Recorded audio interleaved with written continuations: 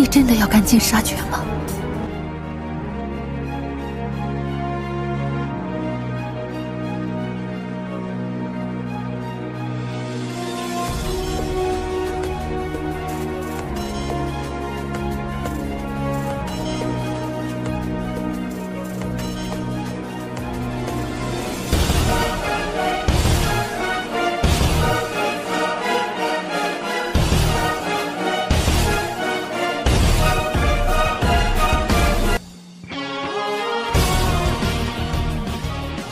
Mimin akan kembali mendongeng alur cerita film yang berjudul Battle Through the Heavens. Dan mohon maaf apabila tidak sesuai dengan videonya ya, karena alur yang Mimin sampaikan ini belum dirilis filmnya. Dan Mimin ingatkan kembali, konten ini full spoiler, yang tidak suka boleh di skip ya. Yang suka semoga terhibur. Tanpa basa-basi kita mulai.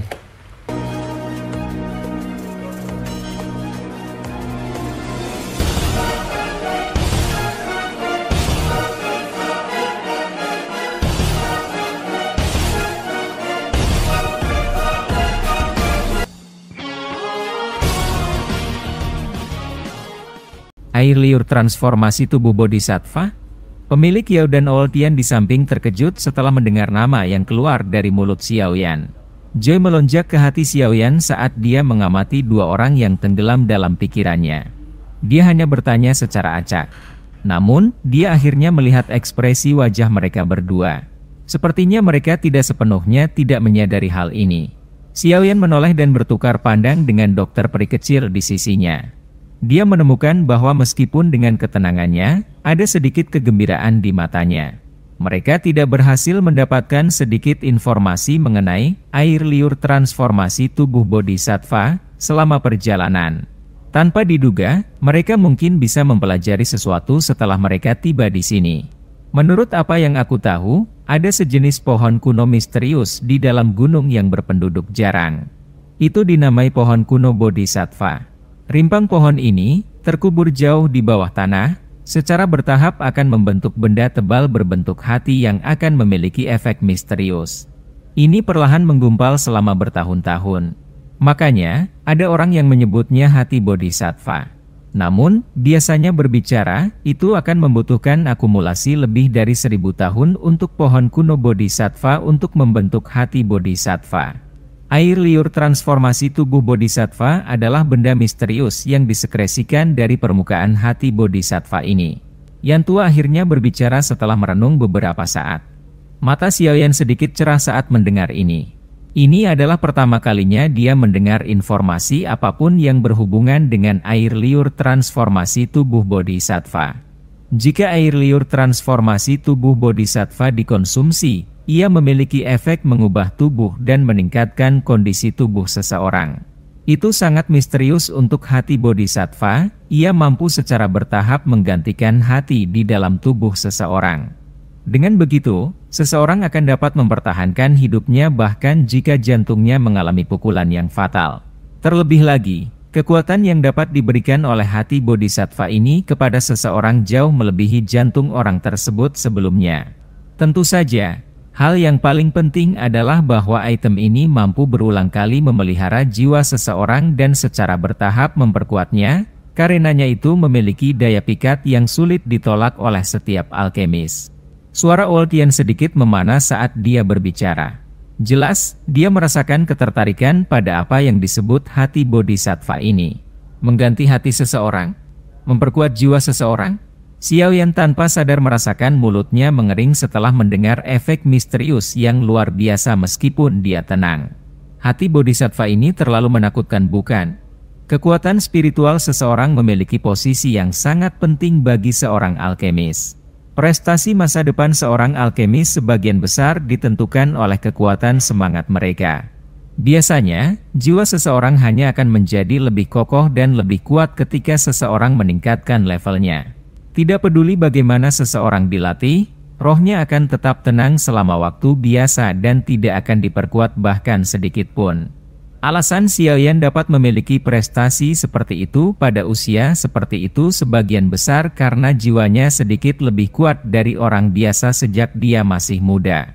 Jika bukan karena alasan ini, Yao Lao, yang bersembunyi di dalam ring, tidak akan mengungkapkan dirinya di kota Wutan. Dia juga tidak akan menghabiskan begitu banyak usaha untuk merawat Xiaoyan dari tuan muda yang tidak berguna dari sebuah klan kecil menjadi orang yang benar-benar kuat. Karena itu, mengatakan bahwa pencapaian Xiaoyan saat ini sebagian besar karena kekuatan spiritualnya yang lebih kuat dari orang biasa, bukanlah omong kosong. Namun, hati bodhisattva ini sebenarnya memiliki jenis nutrisi dan efek penguatan jiwa seperti ini. Dengan kata lain, itu berarti siapapun yang mendapatkannya kemungkinan akan mengumpulkan pencapaian yang tak terukur di masa depan. Poin ini adalah sesuatu yang bahkan Xiaoyan tidak meragukannya. Ada jenius yang lahir alami dan ada jenius yang didapat. Para jenius yang diperoleh yang dibentuk dari hati bodhisattva mungkin mencapai prestasi yang lebih menakutkan. Dulu aku telah melihat beberapa buku kuno yang berasal dari masa lalu yang mengatakan bahwa pernah ada seorang elit Dousheng yang dikenal sebagai putih untuk kata bodhisattva ribuan tahun yang lalu. Orang elit Dousheng ini telah menelan hati bodhisattva. Tetapi dulu aku tidak tahu apakah ini benar. Setelah semua era itu terlalu lama, Yan Tua tersenyum. Dari kata-katanya, dia sepertinya tidak terlalu memperhatikannya. Dousheng. Pencapaian itu terlalu jauh. Ada desas-desus bahwa seorang ahli di kelas itu dapat menyebabkan gunung dan sungai runtuh atau ruang hancur hanya dengan mengangkat tangannya. Kekuatan besar semacam itu adalah sesuatu yang sulit dibayangkan oleh seorang ahli biasa. Xiaoyan mengeluarkan desahan dari mulutnya. Namun, dia juga tidak menempatkan kata-kata pihak lain di dalam hatinya. Dia tidak pernah percaya bahwa objek spiritual alami dapat benar-benar memungkinkan seseorang mencapai kelas Dousheng. Kelas itu adalah sesuatu yang seseorang tidak dapat bergantung pada objek eksternal untuk dijangkau. Yang bisa dilakukan orang hanyalah mengandalkan keberuntungan dan potensi. Dengan cara ini, hati bodhisattva ini dapat dianggap sebagai objek misterius. Pemilik yang menghela nafas dan tersenyum lembut. Meskipun dia telah mendengar tentang hati bodhisattva, dia tidak tahu tentang detail yang dibicarakan oleh Yan Tua. Apakah Old Yan tahu di mana pohon bodhisattva ini? Xiaoyan perlahan pulih dan menanyakan pertanyaan lain. Tuan Yan benar-benar tahu bagaimana cara bercanda. Pohon kuno bodhisattva ini kemungkinan bisa dianggap sebagai keberadaan langka seperti bulu burung phoenix dan tanduk unicorn bahkan di seluruh benua Douki. Kemungkinan aku tidak akan hidup sampai hari ini jika aku menyadarinya. Yan Tua tertawa ketika mendengar ini.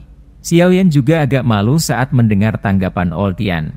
Dia memang sedikit terburu-buru dalam menanyakan hal ini.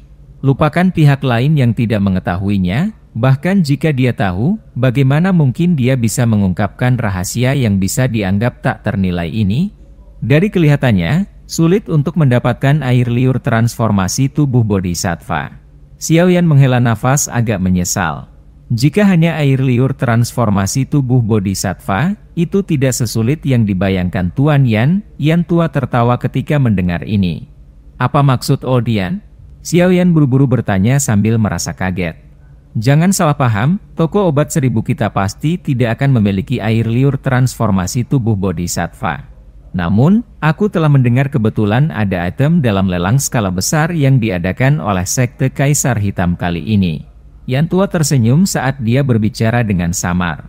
Kegembiraan liar tiba-tiba melonjak dari mata Xiaoyan dan dokter peri kecil ketika mereka mendengar kata-kata ini.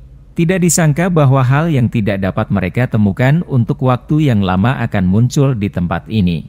Mereka memang benar datang ke kota Kaisar Hitam ini. Berita ini adalah sesuatu yang aku peroleh melalui beberapa saluran dan seharusnya benar. Namun, sepertinya akan sangat sulit bagimu untuk mendapatkan air liur transformasi tubuh bodhisattva ini dari pelelangan. Yan Tua menyuarakan pikirannya. Meskipun efek air liur transformasi tubuh bodhisattva jauh lebih rendah dibandingkan dengan hati bodhisattva, masih banyak golongan dan ahli yang mendambakannya. Ini karena ada rumor yang mengatakan bahwa selama seseorang memperoleh beberapa air liur transformasi tubuh bodhisattva, seseorang akan dapat memperoleh informasi mengenai hati bodhisattva. Hati bodhisattva? Sok muncul di wajah Xiaoyan saat mendengar ini. Dia segera mengerutkan kening dan berkata, "Jangan bilang kalau seseorang bisa mendapatkan informasi dari hati bodhisattva hanya dengan mendapatkan air liur transformasi tubuh bodhisattva." Meskipun tidak ada yang tahu apakah informasi yang berhubungan dengan hati bodhisattva itu benar, daya pikat seorang Dou Sheng terlalu menakutkan.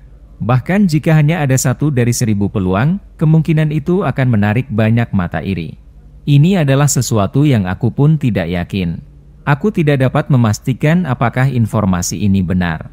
Bagaimanapun, tidak ada yang tahu apakah ini adalah berita yang sengaja disebarkan oleh sekte Kaisar Hitam untuk mengiklankan pelelangan mereka. Aku telah melihat banyak taktik seperti itu. Yan Tua menggelengkan kepalanya saat dia menjawab. Xiaoyan mengangguk. Taktik lelang ini sangat umum. Namun, terlepas dari apakah air liur transformasi tubuh bodhisattva itu terkait dengan hati bodhisattva, dia harus mendapatkannya untuk membantu dokter peri kecil mengontrol tubuh racun yang menyedihkan. Yan Tua, terima kasih banyak karena telah memberitahuku ini. Xiaoyan menangkupkan tangannya ke Yan Tua dan berbicara dengan senyum sopan. Dia membuat keputusan di dalam hatinya dan tidak tinggal lebih lama lagi. Apa yang Tuan Yan katakan? Kamu telah menderita kerugian dengan menggunakan pil roh Dou untuk ditukar dengan 3 bahan obat ini. Perlakukan ini sebagai penggantian tambahan. Yan Tua tersenyum saat dia menjawab. Dia cukup puas dengan sikap sopan Xiaoyan. Anak-anak muda saat ini sangat angkuh begitu mereka memiliki kekuatan. Kesan yang diberikan Xiaoyan padanya cukup bagus. Jika tidak, mengingat karakternya, dia tidak akan berminat untuk mengungkapkan begitu banyak informasi rahasia. Informasi ini cukup untuk menebus 1 pil roh Dou. Xiaoyan tersenyum dan menjawab. Percakapan dengan Yan Tua ini memungkinkan dia untuk mendapatkan pemahaman kasar tentang air liur transformasi tubuh bodhisattva, sesuatu yang sama sekali tidak dia ketahui sebelumnya. Aku masih memiliki beberapa hal yang harus aku tangani hari ini dan akan pergi. Jika aku memiliki kesempatan di masa depan, aku akan datang dan merepotkan kalian berdua lagi. Xiaoyan sekali lagi menangkupkan tangannya ke Yan Tua dan pemilik Yao. Setelah itu, dia berhenti tinggal lebih lama lagi. Dia membalikkan tubuhnya dan menuruni tangga sementara dokter peri kecil dan Zian mengikuti dari belakang. Tuan Yan, kamu harus berhati-hati terhadap Kishan itu jika kamu ingin tinggal di kota. Pemilik Yao tiba-tiba berbicara ketika Xiaoyan hendak menuruni tangga. Terima kasih atas pengingatmu. Xiaoyan menghentikan langkahnya, melambai ke mereka berdua dan tertawa. Dia perlahan menuruni tangga dan menghilang dari pandangan pemilik Yao dan Yan Tua. Old Yan perlahan menarik pandangannya setelah melihat punggung kelompok Xiaoyan menghilang. Dia menggelengkan kepalanya dan berkata, sepertinya dia memiliki ketertarikan yang besar terhadap air liur transformasi tubuh bodhisattva. Namun, terlalu banyak faksi besar yang juga tertarik dengan hal ini. 2 kata sederhana itu, Dou Sheng, cukup untuk membuat banyak orang menjadi gila. Meski orang ini masih muda, kekuatannya tidak lemah. Lagi pula, gadis kecil berambut ungu dan wanita berpakaian putih di sampingnya seharusnya juga bukan orang biasa. Metodik yang aku latih sangat sensitif terhadap hal-hal semacam ini. Tekanan yang diberikan kedua orang itu padaku sebelumnya tidak kalah dengan Tuan Yan ini. Pemilik Yao menggelengkan kepalanya. Dia bergumam dengan senyum lembut, mungkin dia bisa berhasil mendapatkannya. Xiaoyan dengan lembut menghembuskan napas setelah berjalan keluar dari rumah 1000 obat. Dia mempelajari lalu lintas manusia yang datang dan pergi. Dia menoleh untuk melihat dokter peri kecil di sisinya saat dia tertawa, sepertinya kita tidak datang dengan sia-sia kali ini. Berhasil mendapatkan berita tentang air liur transformasi tubuh bodhisattva di sini. Dokter peri kecil menyeringai. Hatinya juga sedikit bersemangat. Dari 3 kondisi yang diperlukan untuk mengendalikan tubuh beracun yang menyedihkan, air liur transformasi tubuh bodhisattva adalah yang paling sulit ditemukan. Sekarang, mereka benar-benar berhasil mendapatkan informasi tentang itu di tempat ini. Jika mereka bisa mendapatkannya selama pelelangan, itu tidak akan lama sampai mereka bisa mengendalikan badan racun yang menyedihkan. Namun, bukanlah hal yang mudah untuk mendapatkan air liur transformasi tubuh bodhisattva dalam pelelangan. Dokter peri kecil mengingat apa yang dikatakan Yan tua sebelumnya sebelum mengerutkan kening dan menghela nafas. Meskipun air liur transformasi tubuh bodhisattva yang sederhana mungkin tidak menyebabkan terlalu banyak ahli dan golongan yang menginginkannya, hati bodhisattva yang misterius di baliknya adalah sesuatu yang akan menyebabkan siapapun menjadi gila. Karena itu, pasti bukan tugas yang mudah untuk mendapatkan air liur transformasi tubuh bodhisattva di tengah lelang yang dipenuhi oleh para ahli. Kami akan mencoba yang terbaik. Jika benar-benar tidak memungkinkan, kami juga dapat melakukan beberapa hal yang curang. Xiaoyan merentangkan tangannya dan tertawa. Saat itu, dia diam-diam menyerang dan membunuh pemimpin sekte junior dari sekte darah untuk mendapatkan fragmen peta dari api lotus pemurnian iblis. Membunuh orang dan merebut harta karun pada dasarnya adalah sesuatu yang terlalu umum di wilayah sudut hitam. Xiaoyan dengan jelas tahu di dalam hatinya bahwa pasti ada cukup banyak orang di kota Kaisar Hitam ini yang memiliki pemikiran yang sama dengannya. Karena itu, bahkan jika seseorang benar-benar berhasil melelang air liur transformasi tubuh bodhisattva, kemungkinan besar sangat sulit bagi orang tersebut untuk berhasil mengambilnya tanpa memiliki kemampuan dan kekuatan asli. Dokter peri kecil sedikit terkejut saat mendengar kata-kata Xiaoyan. Di sisi lain, wajah Xian di sampingnya dipenuhi dengan kegembiraan. Sepertinya dia sangat tertarik dengan hal semacam ini. Tentu saja, ini taktik terakhir yang digunakan. Namun, sekarang kami tetap akan mengikuti aturan. Setelah kami menemukan tempat untuk beristirahat, aku perlu mulai memperbaiki beberapa pil obat tingkat tinggi.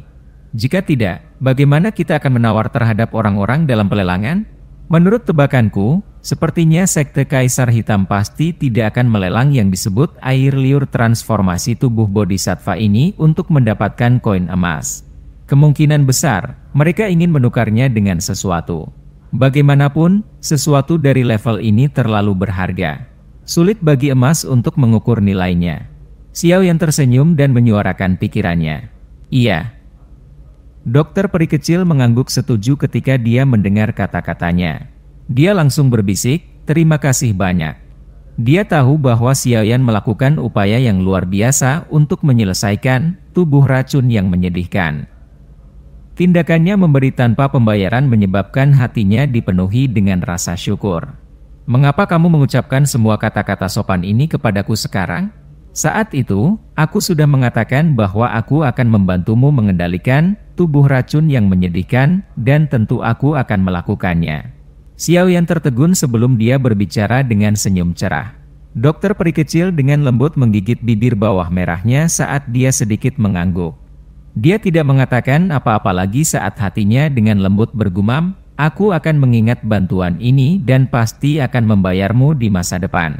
Setelah menekan pikiran yang tertinggal jauh di dalam hatinya, dokter peri kecil mengungkapkan senyuman. Dia mengamati ke jalan dan dengan lembut bertanya, kemana kita harus pergi selanjutnya? Ayo pergi ke yang disebut Paviliun Kaisar Hitam. Kota Kaisar Hitam ini saat ini berbahaya karena dipenuhi orang. Pertama-tama kita harus menemukan tempat tinggal sebelum kita dapat memperbaiki pil obat. Xiaoyan menyuarakan pikirannya. Kita akan menuju Paviliun Kaisar Hitam. Orang tua tadi adalah seseorang dari sekte Kaisar Hitam. Bukankah tidak baik jika kita pergi ke sana? Dokter peri kecil berbicara dengan ragu-ragu ketika dia mendengar ini. Tidak ada yang perlu dikhawatirkan. Dengan kekuatan kita, kemungkinan pemimpin sekte Kaisar Hitam tidak akan datang dan mencari masalah dengan kita hanya karena dendam kecil selama dia tidak bodoh. Dokter peri kecil mengangguk secara acak ketika dia mendengar desakan Xiaoyan. Dia hanya memberikan pengingat dan tidak merasa takut terhadap sekte Kaisar Hitam ini. Menjadi seorang elit Douzong, dia bisa pergi kemana saja di seluruh benua Douki. Sekte Kaisar Hitam tidak cukup untuk membuatnya merasa takut. Xiaoyan secara acak menanyakan arah ke Paviliun Kaisar Hitam dari seorang pejalan kaki setelah melihat bahwa dokter peri kecil tidak keberatan. Setelah itu, dia memimpin dengan berjalan lambat ke pusat kota. Paviliun Kaisar Hitam adalah tempat yang secara khusus digunakan oleh kota Kaisar Hitam untuk menghibur beberapa ahli terkenal dari wilayah sudut hitam. Orang-orang yang dapat menerima undangan dan tinggal di dalamnya adalah ahli yang memiliki reputasi di dalam wilayah sudut hitam, atau mereka adalah kepala dari faksi tertentu. Ada penjaga dari sekte Kaisar Hitam yang menjaga radius sekitar 100 meter dari tempat paviliun Kaisar Hitam berada. Orang biasa akan langsung diusir begitu mereka mendekat. Pada saat kelompok Xiaoyan muncul di paviliun Kaisar Hitam, tempat itu telah dipenuhi oleh banyak orang. Dengan penglihatannya, dia dapat mengatakan bahwa orang-orang yang berkumpul di sini adalah mereka yang memiliki kekuatan yang cukup besar.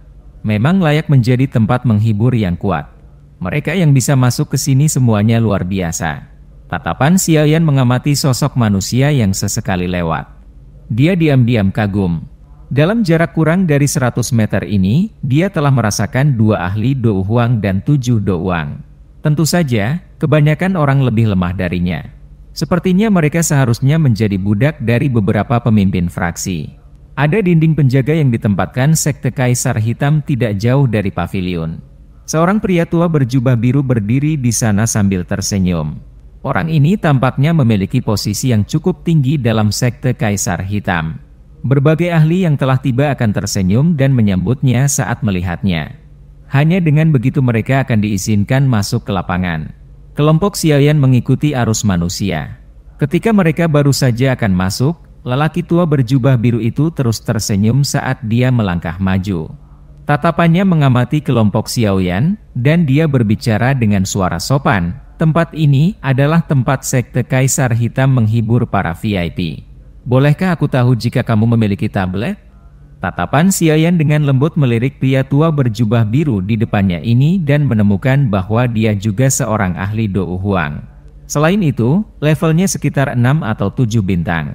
Kekuatan semacam ini bisa dianggap sebagai orang kuat yang terkenal di wilayah sudut hitam. Xiaoyan menangkupkan tangannya ke pria tua berjubah biru saat pikiran ini melintas di dalam hatinya. Setelah itu, dia menyerahkan tablet yang diberikan oleh sesepuh itu di pintu masuk kota. Pria tua berjubah biru menerima tablet dan senyum di wajahnya semakin lebar. Tatapannya dengan hati-hati mengamati kelompok Xiaoyan sebelum dia tersenyum dan berkata, "Aku adalah penatua dari sekte Kaisar Hitam, Che Cheng. Kalian bertiga terlihat asing. Bolehkah aku menanyakan tentang namamu?" "Yan Xiao, orang yang tidak dikenal. Aku baru saja memasuki wilayah sudut hitam belum lama ini. Aku bergegas ke sini untuk ikut bersenang-senang setelah mendengar bahwa kota Kaisar Hitam akan mengadakan lelang skala besar." Xiaoyan samar-samar tersenyum dan berbicara setelah tampaknya telah merasakan tatapan survei dari pria tua berjubah biru itu. "Mereka yang bisa mendapatkan tablet sekte Kaisar Hitam kami pasti bukan orang yang tidak dikenal." Teman kecil Yan Xiao benar-benar tahu cara bercanda. Che Cheng tersenyum. Dia tentu tidak akan mempercayai kata-kata Xiaoyan. Setidaknya, dia merasakan bahwa orang muda di depannya ini memiliki kekuatan yang setidaknya setara dengan kelas Do Huang. Selain itu, dia tidak dapat melihat dengan pasti apapun tentang wanita besar dan kecil di belakangnya terlepas dari penglihatannya. "Elder Che, bisakah kami masuk?" Xiaoyan tidak mau tinggal di tempat ini di mana orang datang dan pergi lama. Karena itu, dia tersenyum dan mengajukan pertanyaan setelah mengucapkan beberapa kata. "Teman muda Yan Xiao, akan ada seseorang yang akan membawamu ke kamarmu begitu kamu memasuki paviliun Kaisar Hitam. Silahkan." Che Cheng tersenyum dan mengangguk.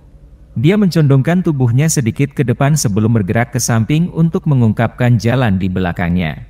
Xiaoyan tersenyum tipis. Dia menggerakkan kakinya dan masuk ke dalam gedung. Dokter peri kecil dan Zian mengikuti dari belakang.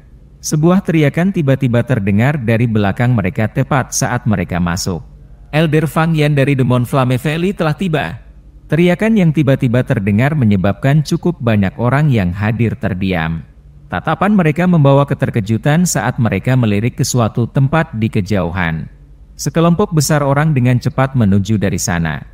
Ada seorang lelaki tua berambut merah yang mengenakan pakaian sederhana menggantikan posisi pemimpin. Dia melangkah dengan cepat. Tidak terduga bahwa orang yang memimpin kelompok dari lembah api iblis ini sebenarnya adalah orang tua Fang Yan ini. Sepertinya mereka seharusnya ada di sini dengan tujuan mendapatkan air liur transformasi tubuh Bodhisattva. Kalau tidak, karena kekuatan orang tua ini akan menerobos ke kelas Douzong, dia pasti tidak akan menempuh jarak yang begitu jauh untuk datang ke sini. Sepertinya akan ada pertunjukan bagus untuk ditonton kali ini. Sudah ada cukup banyak faksi tingkat atas yang berkumpul di kota Kaisar Hitam ini. Apalagi ada cukup banyak ahli dengan kekuatan besar. Tidak ada yang tahu berapa banyak ahli yang akan kehilangan nyawa karena apa yang disebut air liur transformasi tubuh Bodhisattva. Suara percakapan pribadi segera muncul dari lalu lintas manusia di sekitar Xiaoyan ketika orang-orang menatap lelaki tua berambut merah itu. Xiaoyan menyipitkan matanya dan mengamati pria tua berambut merah itu. Kejutan melintas di matanya. Dia bisa merasakan bahwa kekuatan elder pertama dari lembah api iblis sebenarnya berada di puncak kelas Douhuang. Sepertinya dia sudah mengambil setengah langkah ke kelas Douzong. Kekuatan semacam ini bahkan sebanding dengan Han Feng saat itu. Mata Xiaoyan beralih dari pria tua berambut merah itu ke beberapa orang di sampingnya. Dia menemukan bahwa beberapa pria tua yang dingin dan tampak acuh tak acuh semuanya ada di kelas Douhuang. Kekuatan mereka tidak lebih lemah dari yang elder keempat yang berkonflik dengan Xiaoyan beberapa hari yang lalu. Tidak heran lembah api iblis ini mampu bertarung dengan Akademi Jianan. Kekuatan mereka memang kuat. Kejutan melintas di wajah Xiaoyan. Dia diam-diam berbicara pada dirinya sendiri setelah melihat barisan lembah api iblis ini. Orang berjubah abu-abu yang berjalan di belakang sepertinya agak aneh. Dokter peri kecil di sisinya dengan lembut berbisik sementara Xiaoyan tenggelam dalam pikirannya. Xiaoyan kaget saat mendengar ini. Tatapannya bergerak sebelum akhirnya bertumpu pada orang terakhir dalam kelompok ini. Ada sosok manusia yang sepenuhnya terbungkus jubah abu-abu di sana. Mata Xiaoyan telah memindai orang itu sebelumnya. Namun, auranya terlalu lemah, sampai-sampai dia tidak terlalu memperhatikannya. Sekarang setelah dokter peri kecil menunjukkannya, Xiaoyan akhirnya merasakan perasaan yang sangat aneh namun agak akrab darinya. Perasaan ini menyebabkan Xiaoyan merajut alisnya. Dia merenung sejenak, tetapi tidak memikirkan petunjuk apapun. Yang bisa dia lakukan hanyalah menggelengkan kepala dan menyerah. Rasa dingin melintas di mata Xiaoyan saat tatapannya sekali lagi menyapu elder pertama Fang Yan yang sedang mengobrol dan tersenyum dengan elder dari sekte Kaisar Hitam. Dia segera berbalik dan berjalan ke pavilion Kaisar Hitam tanpa tinggal lebih lama lagi. Saat Xiaoyan membalikkan tubuhnya, orang berjubah abu-abu terakhir di belakang kelompok dari lembah api iblis mengangkat kepalanya setelah merasakan sesuatu. Sepasang mata yang tajam mengintip dari balik jubah abu-abu. Dia menatap punggung Xiaoyan saat ketidakpastian melintas di matanya.